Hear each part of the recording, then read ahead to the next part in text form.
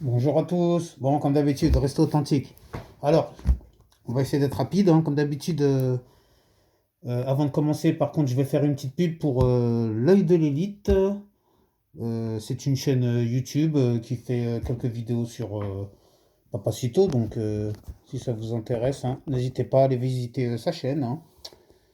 Il m'a promis qu'en contrepartie, il ferait de même, hein. Bon, lui, il a 3000 ou 3500 abonnés.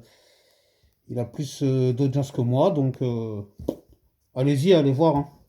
Mais bon, d'abord, restez bien ici, restez bien accrochés, parce que c'est ici que ça se passe évidemment. Bon alors, une mention spéciale bien sûr à Élise Lucet, hein, cette journaliste l'on connaît tous et qui maintenant travaille en envoyé spécial, hein.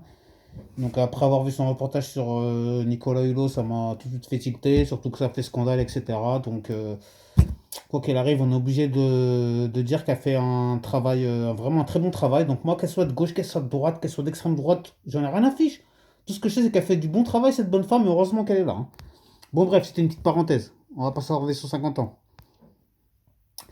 Alors, je tiens à préciser que cette vidéo, elle est ni à charge, ni à décharge contre Nicolas Hulot et consorts, hein, parce que je vais évoquer plusieurs personnes tout au long de cette vidéo. Alors, encore une fois, bonjour à tous et bienvenue, hein. N'oubliez pas de rester authentique, hein.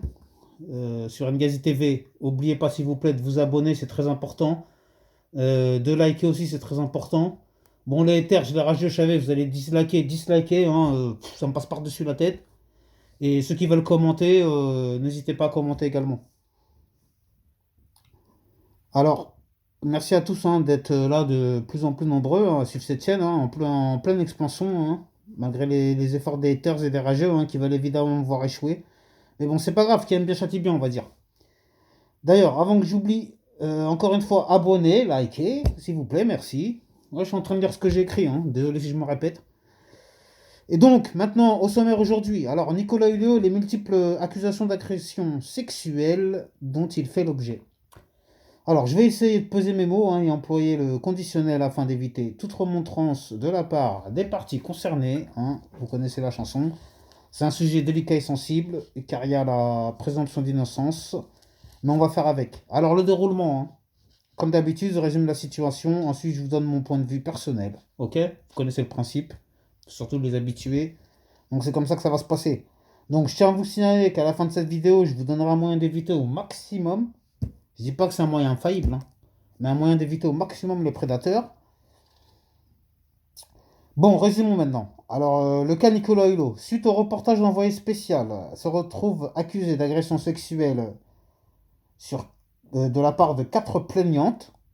Et les plus anciens faits concerneraient une mineure de 16 ans en 1998. C'est ce qui fait que ce serait peut-être sujet à prescription concernant ce cas-là. Bon, je peux pas entrer dans les détails de tout ce qui lui serait reproché, hein, évidemment, hein, car la vidéo serait trop longue. Et c'est pas trop votre truc apparemment, donc on va essayer d'être le plus bref possible. Donc je vous donne mon analyse. Avec des pincettes, hein, bien sûr. Tout d'abord, je note que depuis l'affaire Strauss-Kahn, hein, on a assisté à pas mal de scandales de ce type, hein. Rappelez-vous, hein, l'affaire Weinstein, hein, énorme scandale mondial, hein, du producteur hollywoodien, hein, qui a fini en prison d'ailleurs, hein, si je ne m'abuse. L'affaire Cristiano Ronaldo, accusé de viol, tout comme Neymar, en passant plus récemment par le comédien Harry Habiton et le rappeur Naps, tous deux également accusés d'agression sexuelle. Sans oublier les révélations des sportifs professionnels, comme Sarah Abitbol ou Patrice Evra lui-même, qui confie récemment avoir subi des abus lors de son adolescence. Bref, tout ça pour dire que malheureusement, personne n'est à l'abri, mais il faut aussi savoir ne pas tout mélanger et démêler le vrai du faux, bien évidemment. On est bien d'accord, je pense. Donc, ça sert à rien de s'enflammer, de fustiger les uns et les autres, de dire cette bonne femme, c'est bien fait pour elle, c'est une PETA des SE, et ce mec-là, c'est bien fait pour lui, c'est qu'un pervers. Non, vous voyez ce que je veux dire? Donc, non. Chaque cas, il est particulier, et, Et donc c'est pour ça que, comme je l'ai dit, il faut tout prendre avec des pincettes et faire au conditionnel, hein. J'ai assez de problèmes comme ça pour m'en rajouter. Alors, oui, le problème déjà pour moi, c'est que on a tendance à condamner les gens avant même qu'ils soient jugés. C'est-à-dire, médiatiquement, des fois, t'es mort juste médiatiquement. C'est-à-dire, même moi, si demain j'arrive à être connu, on va sortir une connerie sur moi qui serait même pas fondée juste sur la parole d'une personne. On va dire, ben voilà, vous avez vu, hein, on savait, le mec il est bizarre, si, ça, hop, oh, il y a telle personne, telle ci, qu'elle dit. Non, non, c'est pas comme ça. Faut qu'il y ait des jugements, faut que ce soit confirmé. S'il y a appel, la personne fait appel ou pas appel, etc. Jusqu'à que ça finisse en cassation et compagnie. Et après, on peut commencer à dire, il s'est passé ci, il s'est passé ça. Bon, bref.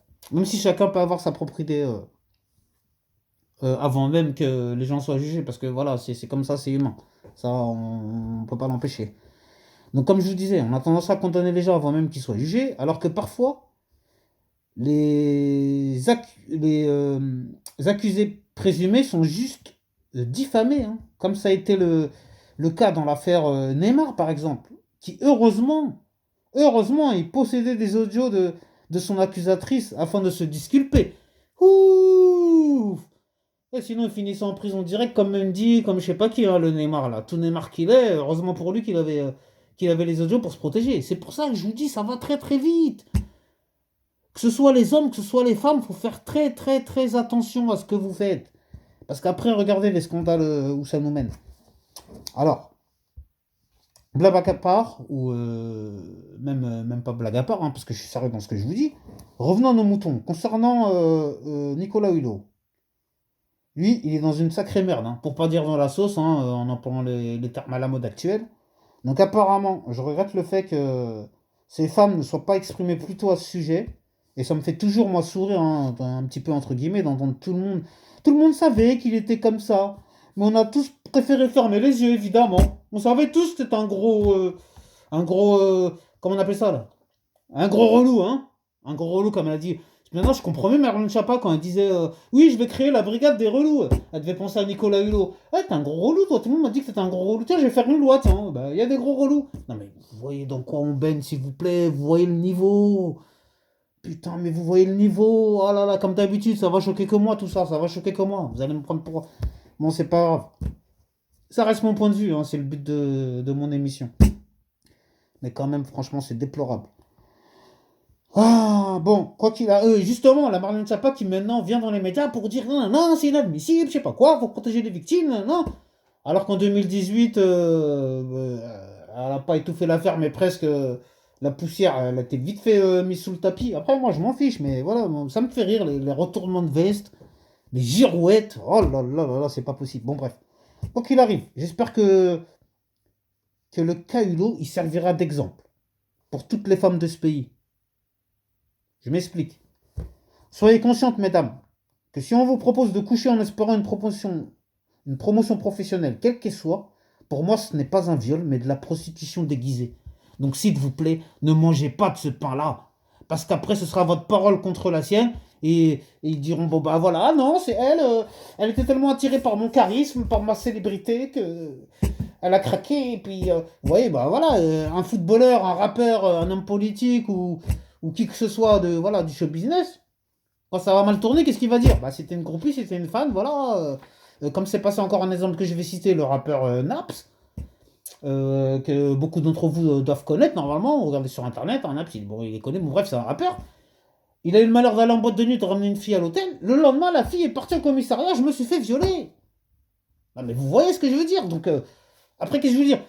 C'est déplorable pour l'artiste et c'est déplorable pour cette femme. Qu'est-ce qu'elle fait dans un hôtel avec ce rappeur, toute seule, et ensuite venir dire que je me suis fait violer? Bon, bah, ok, je vais pas dire qu'elle l'a cherché, mais quand même, il faut pas créer la situation qui va avantager ce genre de préjudice, pour rester poli. Bon, même si on est d'accord qu'il faut être un porc pour agir de la sorte, c'est-à-dire de faire du chantage à certaines femmes, ce qu'on appelait avant la promotion canapé. La promotion canapé avant, des années 80-90, elle a toujours existé, elle a gêné personne. Et aujourd'hui, la promotion canapé, on va la transformer en agression sexuelle. Attention, je dis pas que les femmes avec Hulot, etc., c'était de la promotion canapé.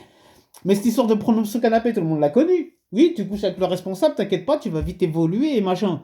Et ça choquait personne, et personne portait plainte, et tout était normal. Et après, ces femmes-là, c'était comme Weinstein, l'affaire Weinstein-Ludienne. Pour ça, je dis lui aussi, ok, c'est un gros porc, tout ça, il a pris des années, si vous voulez, c'est mérité. Mais à la base, ces femmes-là, il leur a même pas mis comment j'allais dire un gun. Il leur a pas mis, oui, un calibre sur la tempe pour leur dire, couche avec moi. Non, tu veux coucher dans le film? Tu veux tourner dans le film, pardon? Bah regardez, j'ai fait un lapsus. Tu veux tourner dans le film? Il suffit juste de le dire qui est là, tu vas te coucher, tu te déshabilles. Y a pas de problème, tu vas tourner dans le film. Et qu'est-ce qu'elle fait la femme? Elle se déshabille. Et après elle va dire quoi? C'est un viol. Non, c'est pas un viol, c'est une tentation diabolique. Voilà, c'est une tentation diabolique. Et oui, ok, c'est un viol, mais c'est un viol juste psychologique. Mais à la base, c'est pas un viol physique. C'est pas on vous prend. Pour moi, un viol, on vous prend de force, vous n'avez rien demandé, et bam bam. Mais si, ça, pour moi, c'est un genre de contrat. Dans la Weinstein. Et moi, je suis pas là pour défendre Weinstein. C'est le plus gros porc du monde, il est en prison.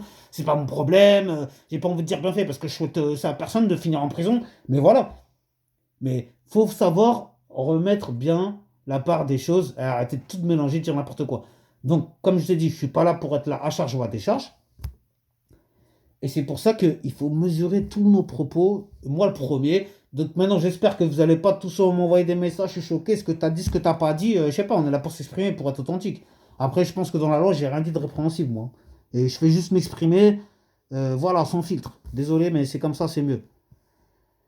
Bon, je vais revenir. Mesdames, pour vous défendre encore une fois, je vais dire quelque chose. Comme ça, vous ne pourrez pas dire que je vous ai tous mis sur le dos.